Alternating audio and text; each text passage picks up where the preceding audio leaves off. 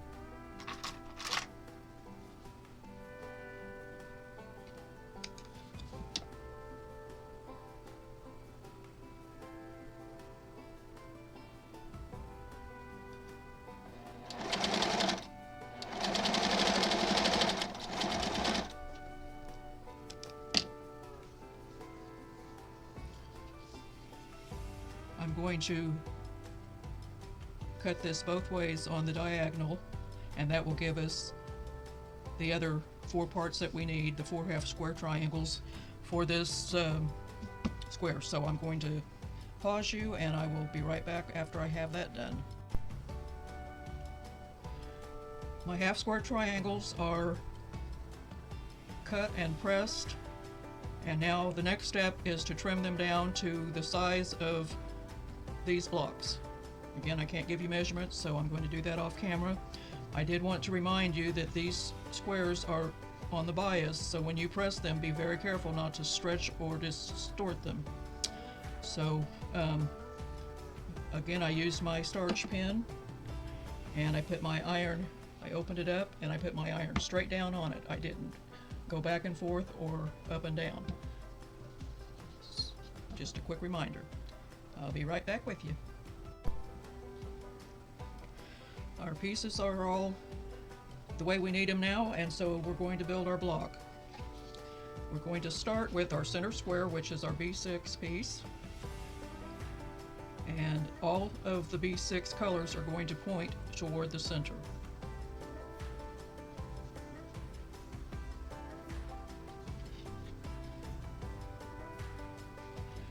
And in between each of those is a background color.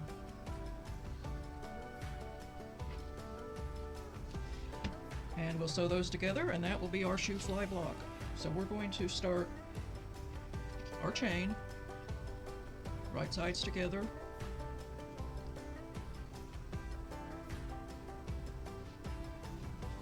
we've got to find our foot pedal.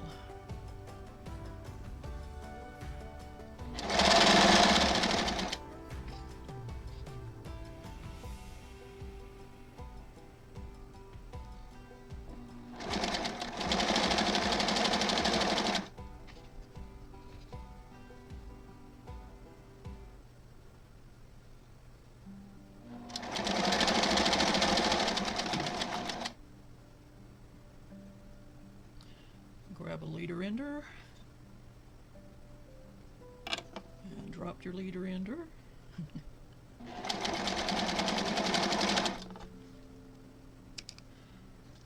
going to leave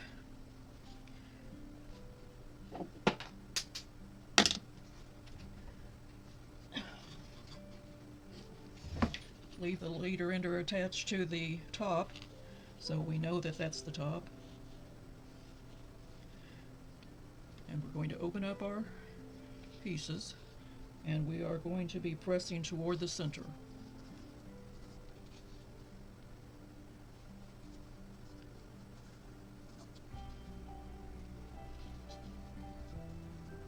According to our pattern directions.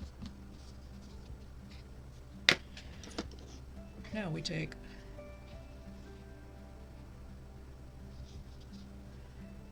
piece 1,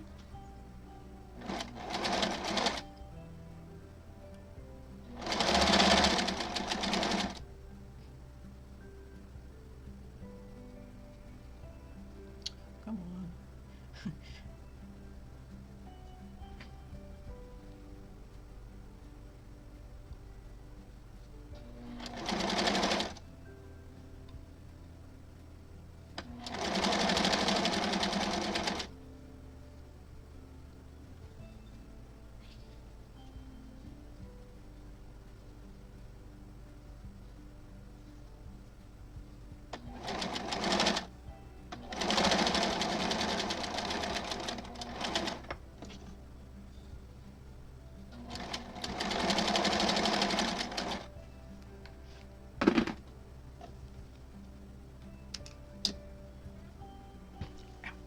Okay, you can cut these off now because it doesn't matter whether you're at the top or the bottom because they're both the same. This row is also going to be pressed to the center.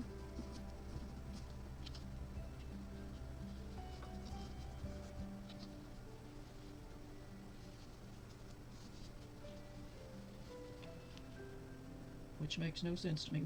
Why did they tell you to do it that way? Okay, here's where I'm not going to follow the pattern. Because if I fold everything like that, they won't nest when I sew them together. So I'm going to go to the way I do it. Top to the right, middle to the left,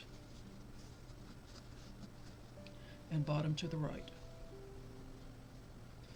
That way when I get ready to sew these together, they are going to nest together. So you can decide whether you want to follow the pattern the way it says to press it, or if you want to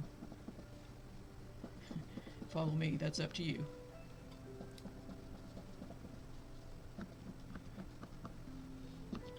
Have you got your starch pen ordered yet? I guarantee you will love it.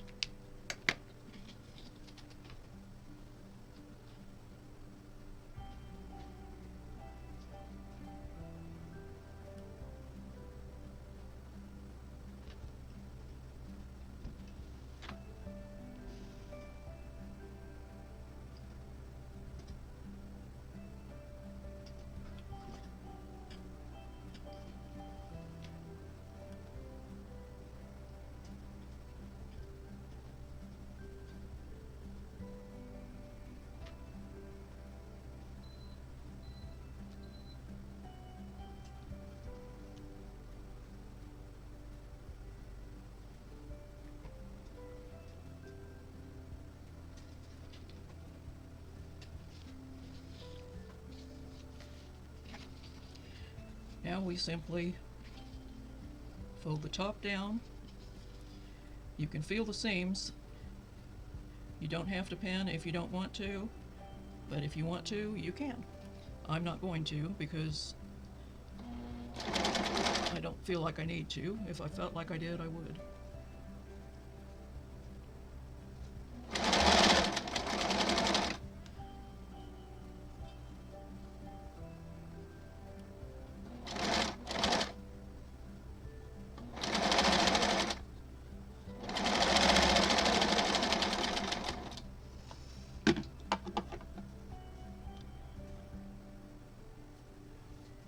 Run out of paired leader enders, so I'm going to start putting pairs together. I have no idea what I'm making here with these leader enders. It's just going to be what it ends up being. It'll be some kind of a collage quilt.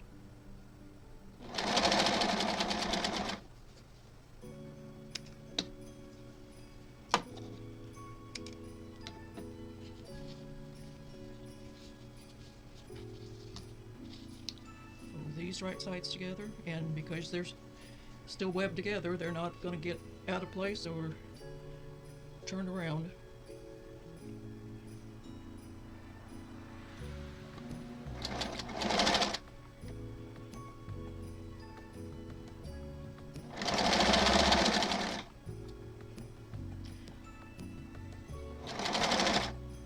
I'm going to be quilting this quilt in the quilt as you go process, so as soon as I get caught up with Sherry, I'm going to start quilting some of these blocks, and I'll bring you along with that process.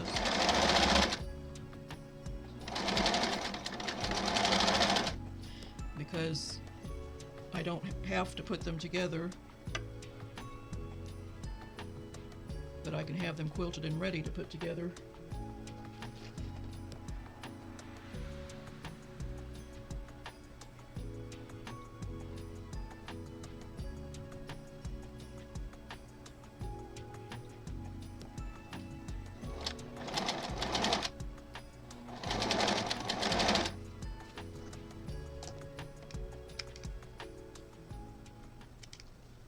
I'm trying to remember not to talk when the sewing machine's going.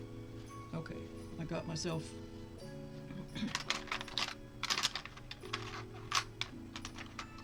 off of the... started right in here, so I'm just going to rip from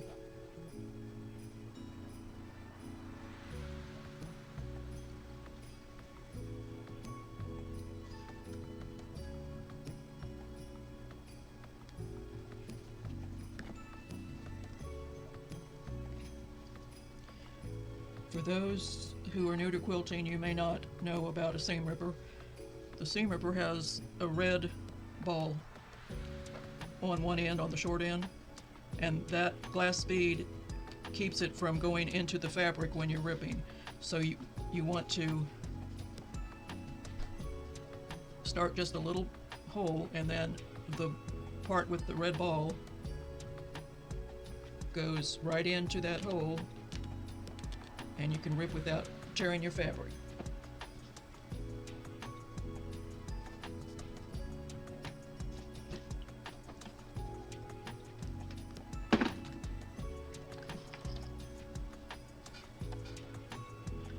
And I start just a little bit back from where the ripping began, and I'm upside down so that I can see where I messed up. Do a little back tacking there to keep it from coming loose.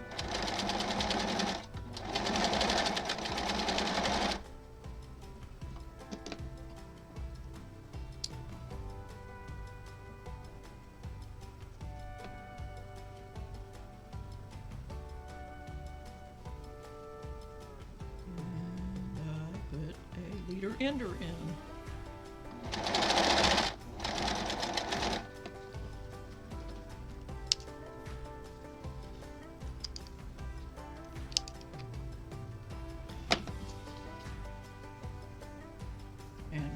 Perfectly matched.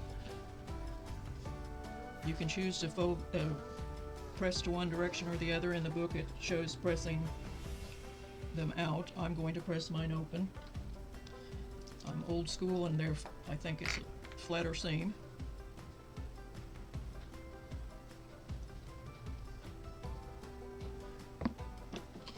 You have to cut your little strings from your chain or it won't open.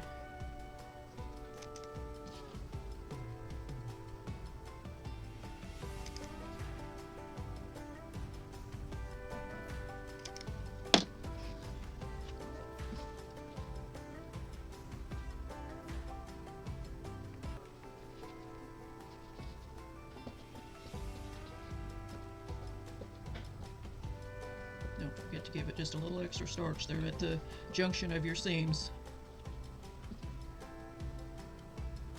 so it can soak through all the layers.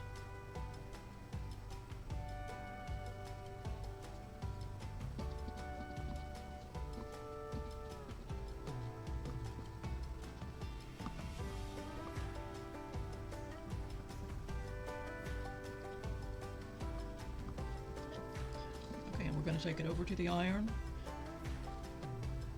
I'm going to just set the iron straight down on it. I forgot to roll the seams open, didn't I?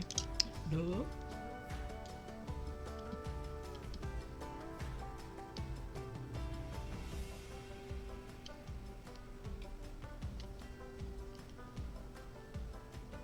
Okay. Take care of the ironing.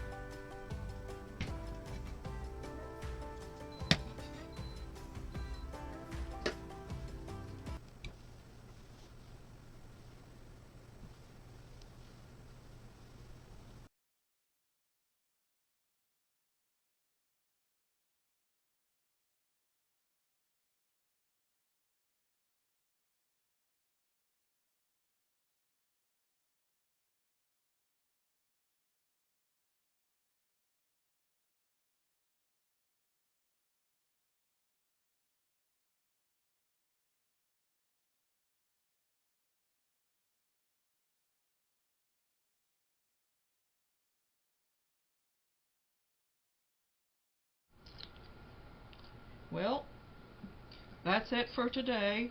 So I'm going to say, be blessed, less stressed, and pet some fabric today. See you later.